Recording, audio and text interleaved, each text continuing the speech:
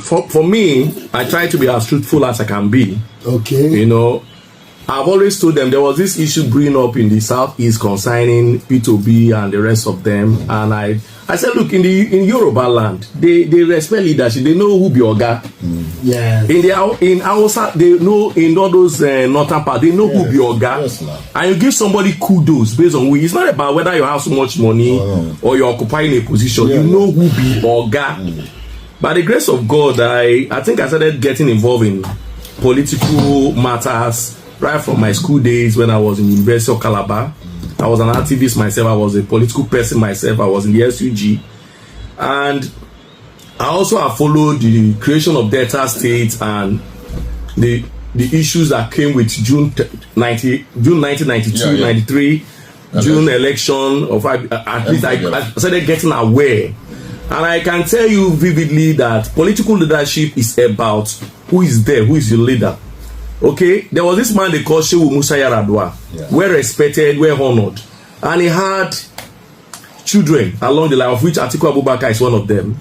When he was disqualified, Atiku Abubakar became his protege, and he presented him to contest against Abiola. That is how respect, that is how hierarchy is. You know who your Oga be. Okay. Now when it comes to Anioma, okay, over time, when the new democracy came in 1999, yes, the major force in Anioma configuration, as in Delta State, were they were I think the commissioners then who came out from the Anioma setup. We talk about people like Dr. Kowa. We talk about people like Enwe Medes. This one. Okowa was commissioner, yes, in 1999. Yeah, for Agri before, I think Agri or Water Resources before he became commissioner for health. And for me, he did very, very well. He represented. I am a benefactor of the magnanimity of Okowa. Okay. We're very candid. We have to call a spade a spade. Those days. Okay, so he had kind of exhibited that leadership quality over time in holding forth. And that was why when it came to the time of election, for the first Anioma person to become a governor, as at that time, the Asaba then Asaba in his right, in his wisdom, chose 3 persons as at that time to present to the then governor: Okowa, Elumelu, and Oche.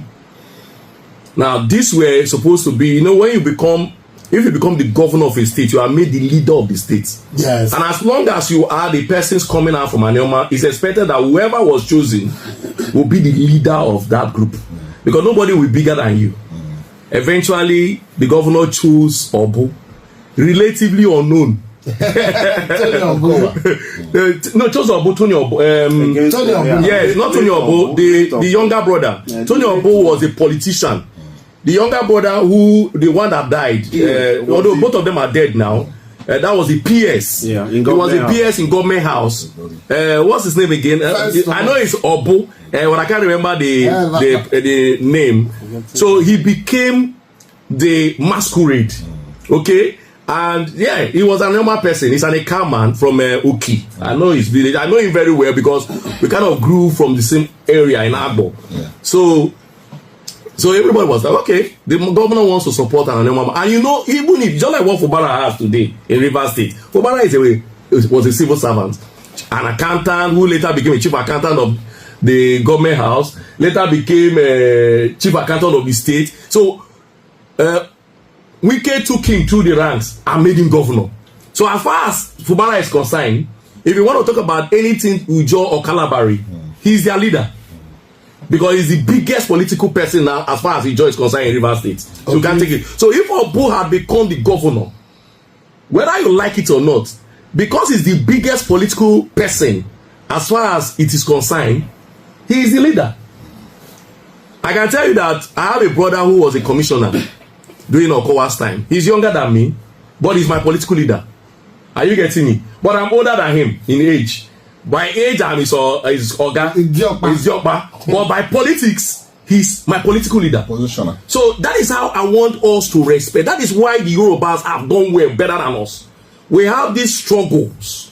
When Tinubu lost leadership of Yoruba Elders Forum to Fasharati, I don't forget what happened that day. The man prostrated before Fasharati. He was richer, bigger than Fashionati, but he knew this is not my leader, so he bowed down to Fashionati. And you see, even in the campaign of 2023, even when Adebajo was not in his support, you never saw. Yeah, you never saw Tinubu insult that man. Adebajo. You never saw Tinubu insult that man. That is how they respect leadership. So in Anioma, we have the likes of Senator Ned Nwoko. He has been in the politics. He was in House of Rep for a time, and he has been in leadership. And by age, he's older than a lot of these political persons. So when you, as it now stands as a senator of this zone, he's our leader. And the most global. No, let's not mix more about it. He is a senator of this Anioma. When Nwoboshi was senator of Anioma, that's Delta North, which is Anioma, he is our political leader. Now, as Ned Nwoko is the senator representing the zone, he is the #1 political leader. That is how they run their politics. Yeah. It's not about how old you are. That is why you see they are saying Fubara is the leader of APC in irrespective that he's 50 years old. Nobody cares. So now we also have a former governor of the state who is from Anioma, but in the present trajectory as it's supposed to be, you are former. That is why if you see, if Okowa goes to a meeting now, he doesn't sit just beside the governor anymore. Okay, they will recognize you as a former governor, but you know that this is not the leader of the state. Now for the zone, for this senatorial zone, the senator is #1. If you come to the federal constituency, the House of Rep person is #1. So that is how political leadership is supposed to be organized in a sane nation, in a very organized setting.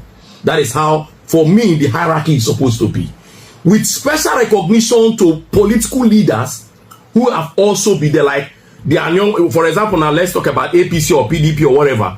You recognize the chairman in that also senatorial zone. You recognize the former governor in that same senatorial zone. You give everybody that sense of respect and responsibility based on who they are and what they represent. That is how political leadership is supposed to be. Okay, Mr. Michael, you have too much in your brain.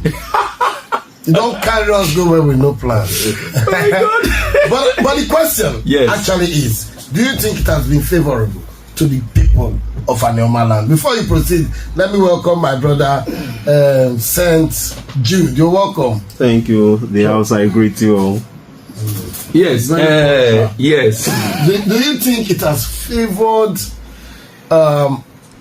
the great people of Anioma? I know where you are heading, talking about leadership recognition, yes, and being able to unite. Yes. I want to use that election you are talking about. That same election, Obu was used as a smoke screen. Yes. And at a point, it would have dealt the Anioma people a great blow, because few days to the election, it was dropped. Yeah. And Roboman, well, I don't know. From that side, all of us now. Everybody waited that side now, Robo. I said, they see all of us on the side. For the Delta Central. No, you are right. Everybody now, Robo. Everybody is not Robo. You don't call like Shekirman or a John man. The truth be said, we know a job, but the rest, we know they differentiate. Okay. As I know they differentiate us and across Nigeria. So, another man came up that in that way we may have lost or would have lost that presidency opportunity. And at that point there were so many contenders. Do you think our political leaders are united for the betterment of Anioma State, Anioma region? They are not. Let me tell you the truth. Like you said in that 2023 election, 2024. 2020. 2014 to 2015. Oh, good. 2014 to 2015. I remember especially this Aksaba, when they noticed, there are people who, by wisdom, they see tomorrow from today. They saw what was going to happen, and they summoned every Anioma candidate in that contest. Please, for good of this, for us to be able to get this thing, can you please step down for the so person? Look, if not for, I said it last time when I was here, that if not for a particular set of persons in Delta State, the other side, the people we mentioned, the other side, yes, our brother Okowa would not have been president governor. I was in arcade. We were in arcade watching as observers, as in we were the spectators. Yeah. We saw what played out. Why? Because our brothers did not want to step down for anybody.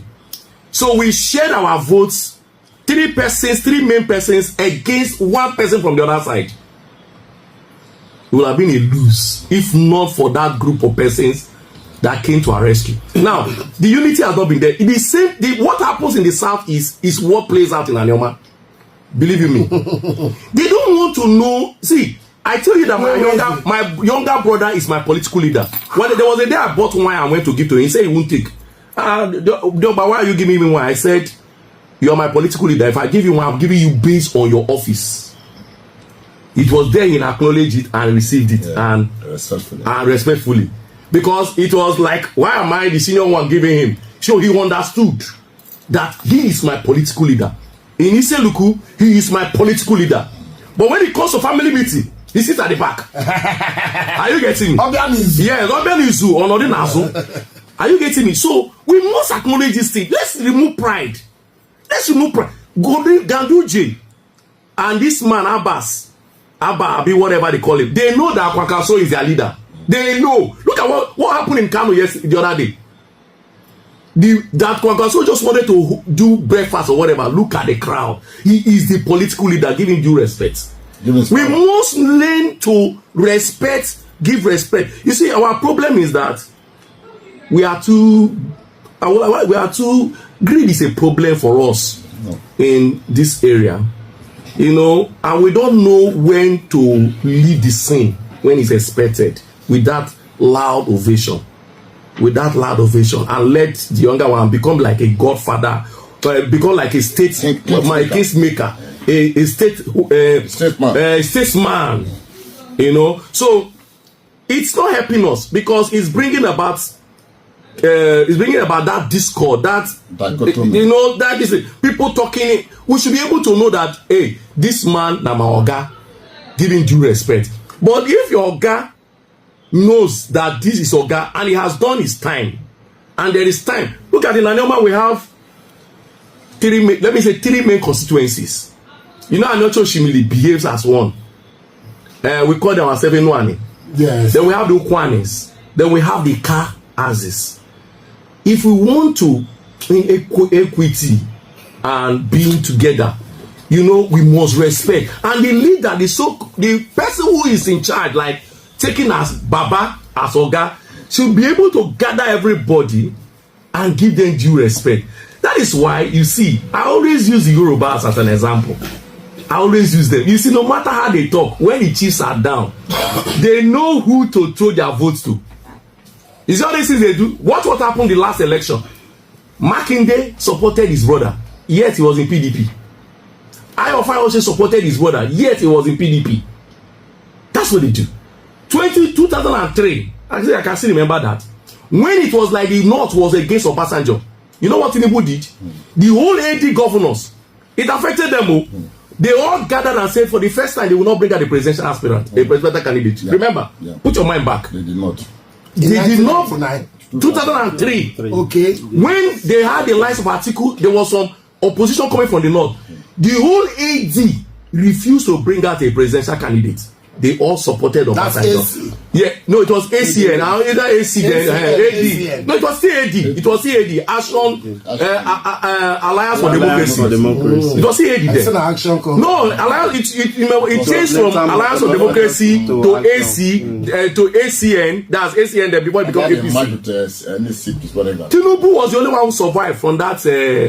He was the only one who survived from what happened. Yeah. Because a lot of people didn't really understand. And the way INEC twisted it in, they now made presidential election, the first election, the same day with state election. I can remember that thing. So people went to vote and they were just on pretty PDP in the Southwest. It was only in Lagos that Tinubu survived. The rest governors in AD did not return. Yeah. So, but what they won was that they collectively kept their brother in power. That's a rock. Because they know this is their political leader. They don't have to lose it. But our own, if our own brother comes out, we will not rally around. Rather, we will try all the bits we can to pull him down. So we need to, our political leadership needs to be structured in such a way that people should respect leadership. People should respect who is ahead of you. Like the other time I was talking about, when they were talking about Soludo and Obi, I said Soludo and Obi, and I said, well, if I have finished primary 6 in 1990, and somebody is reading primary 6 in 2005, are we mates? Are you getting me? So there is no bit of comparison. You should be able to respect you irrespective of the age. The kind of clout that man has today, P2B has today in Nigeria, the kind of recognition he has, no Southeast person has ever. Not even. I don't think maybe only Azikiwe have ever had that. Give him his due respect. Even if you are in the other side, in the opposition side, you must respect him. So that is what I want us to have. I'm talking as someone who is not partisan. I'm talking as someone who believes that things can be better. We can be better. That's what I'm talking as. As someone who believes that if somebody is good, give him his due. If somebody is there and maybe we feel it's okay, go again, let him go. But let us do this on a level playing ground. And we'll have the benefit of it. Okay, sorry, Mr. Mike. Well, I'm going to ask questions. Okay. But I want to ask you this question. Don't you think the attitude and the behavior of these so-called leaders has led to this kind of disunity you talk about today? Yes. Do you think the leaders have represented and done well all along? Yeah. Attitude matters a lot too. The truth of the matter is that there's a way somebody will follow you, and when he sees that you are also moving contrary, they will call you to question. And you must, elders are not always right.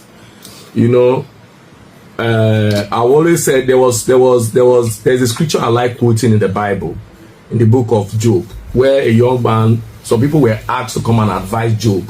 And eventually, when they finished speaking, the young man among them said, I used to think that age should speak and multitude of years should teach wisdom. Now I can feel that some aged people are foolish. Because now I know that even young people can have good advice. And if you read that scripture in Job 32, that young man stood up and gave Job the best advice. And he said, now I know there's a spirit in man, and the inspiration of the Almighty giveth him understanding. So young people too have what it takes. So when the young person say, okay, be like say this your age, be like say don't they get dementia, step aside. It means that they have started questioning your leadership. They started questioning your leadership style, that you are now becoming a Maradona, and they don't like it. So you also should be wise. But you see why this things thrive in Nigeria is because we don't have true democracy. If there is Nigeria practices true democracy, people will learn. They will learn that, I'm telling you the truth, they will learn that the people's will matters a lot. So when you are not giving out true leadership and the people start talking, you know before that this people, when you talk, they listen to you. All of a sudden it's like you're not listening. As a leader, you will find out why. Meaning that they are started questioning certain decisions you are taking. We have it everywhere, even in my association. There are people who have hurt my association. All of a sudden, we start seeing that they are, whether in our old days they worry them, we say, okay, come on. You can't see them for their true color. Yes, or probably for one reason or the other. We've seen decision people take. Like I said here the other time, certain persons who are projected for Anioma State are kicking against it now. Now, based on what reason? Is it because you are not the one projecting it, or because of one issue or the other? It shouldn't be. Collective reasons must be higher than personal reasons. It shouldn't be. Because the truth of the matter, like I said, if somebody like Nnamdi Azikiwe, the model base, in the 80s and beforehand, Osadebe have projected and been longing for this Anioma State, why should you, because of personal reasons, because of myopic or parochial reason, feel that it is not necessary to have? And people are saying it's because they want to align it with Southeast. Like if when they put us to Southeast now, the Southeast geopolitical zone will affect how the state is ruled. You can see that person, whoever leader, is no longer talking the people's wish, but it's now personal wish. And that becomes a problem. You now see people now looking and say, what are you talking? You understand? It's like you see people differing from party to party. And people voted for you based on say they like this party. All of a sudden you went there and said, I don't want to be in this party again. This is the party I like. But the people say this is the party they like. And that's why they voted for you, because they saw the other party. They voted for you in this place. So people must understand. But you see, we're not in sane democracy. Because if we are in sane democracy, you see it. Our constitution is not a good one. I've been telling people that constitution was given to us by military government. And until we have good ideas, it's unfortunate. You see, why I laugh is this. Now APC is enjoying it, isn't it? PDP enjoyed it. They didn't change it. They thought they would carry on for a very long time. Now they were ousted from power. They couldn't change it. APC is there now. APC, before APC, let me use the people like our new president. He always said something against that constitution. He called for sovereign national conference. He called for true federalism. So one was expecting, if peradventure he enter his hand, by now, this is what he'll be dealing with. But they have entered there and they've seen the constitution. This constitution is good though. That constitution makes you the most powerful president in the world. Quote me. That constitution makes you the most powerful president in the world. More powerful than Donald Trump. Go and check it. No, you're right. Okay, thank you very much, Oga Mike Isichei.